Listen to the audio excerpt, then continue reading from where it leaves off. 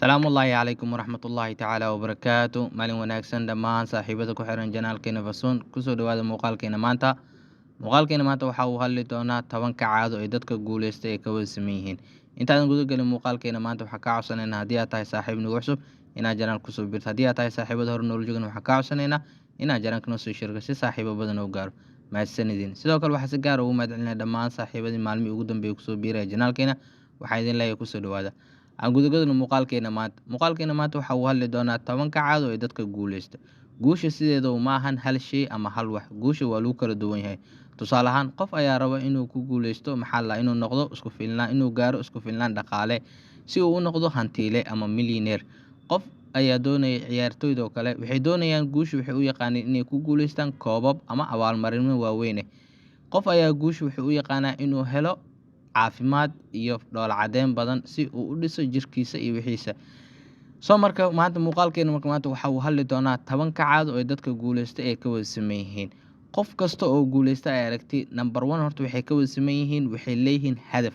They say the goal is waxay leeyihiin hadaf. Dhammaan marka dadka guuleysto waxay og yihiin in noloshooda meesha ay u socoto iyo meesha ay ka socoto. Sababtoo ah waxay qorteen ama ay kala saareen hadafyada ay leeyihiin oo kale. Hadafka ama goolka sidiisana waxa aad rabtay inaad gaartay. Hadafka sidiisa isagana wuxuu ku siinayaa waa qariirada noloshaada meesha ay u socoto ay ku dhamaan doonto. Qofka haduusan hadaf ama yool uusan lahayn ma garanayo meesha uu socdo iyo meesha uu ku dhamaan doono safarkiisa. Dhammaan marka dadka guuleysto waxay ka wada sameeyeen inay wada leeyihiin hadaf.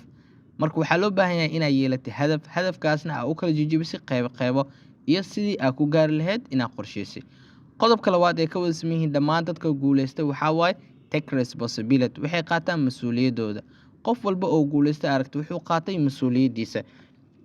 Maxaa yeelay qofka haduusan mas'uuliyadiisa qaadanaynin ama ficilada uu sameynayo haduusan mas'uuliyadooda qaadanaynin way adkaan doontaa in uu guul gaaro.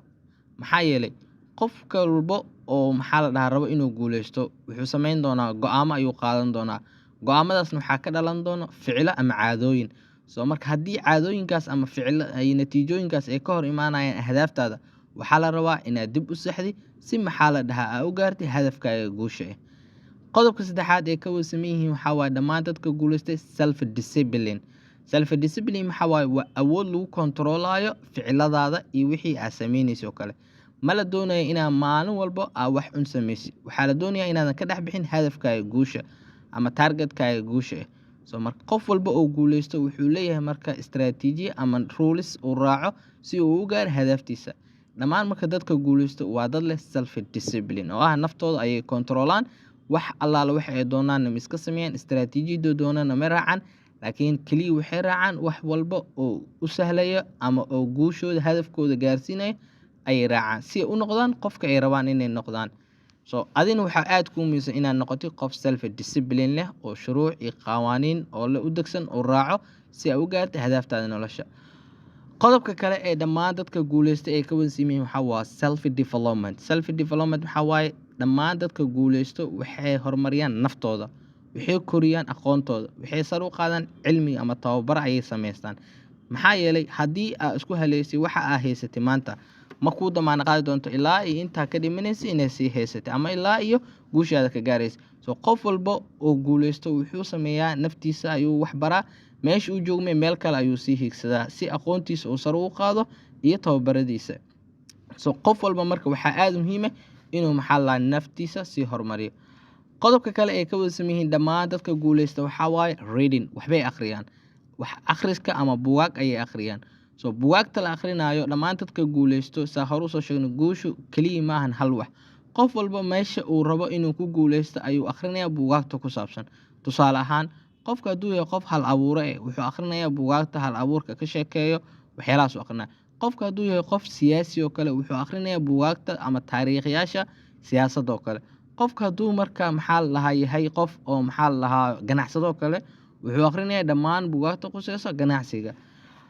Qodobka kale ee ka wada sameeyeen dhammaan dadka guuleysta waxa waa time management. Time management-iga in qofka waqtigiisa uu maamulo. Waqtigu waa hantida ugu muhiimsan dhammaan dadka guuleysto. Waxayna ku qarash gareeyaan wax allaala wixii hadafkooda uu sar ugu qaadayo.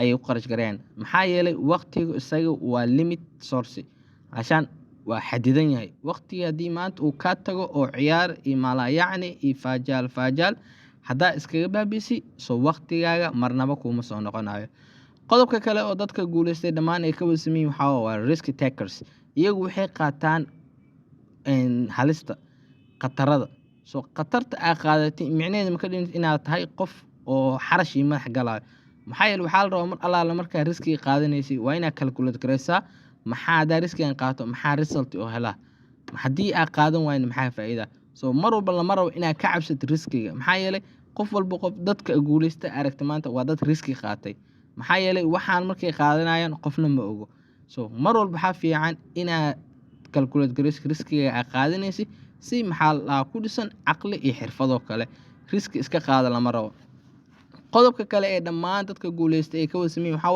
waa preference oo ah inay is adkeeyaan isma dhiibaan soo istiraatiijiyada ama habka ugu macquulsan ee dadka guuleystay ee sameeyaan waxa waa ma is dhiibaan dadka guul dareystana inta badan waxay is dhiibaan xilliga hore maxaa yeelay dadka guuleysto mar walba isma dhiibaan waxay isku dayaan waxa inay ku celceliyaan in maxaa lahaa waqti saxan ay ku bixiyaan inay dadaal kale ay geliyaan soo marnaba isma dhiibaan adna marka waxa laga rabaa hadafka aad leedahay nolosha inaadan marnaba iska dhiibin qodobka kale oo sagaalaad waxa waay find a way to win waa inaad raadisa wada aad ku guuleysan kartid waa inaad raadisa habka ugu fudud aad ku guuleysan kartid tusaale hadii aad tahay qof ka shaqeeya ganacsi ama goob ganacsi ama company aad ka shaqeeyo waxa la rabaa inaad raadiso inaadan ahaanin kaliya qof meeshaas positionkaas iska fadhiyo oo mushaarkiisa qaato waxa la rabaa inaad raadiso fursad aad ku guuleysan kartid aad ku sameyn kartid wax kale ka duwan oo kale maxaa laga rabaa markaas inaad meeshaas aad ka baratid research inaad ka sameysay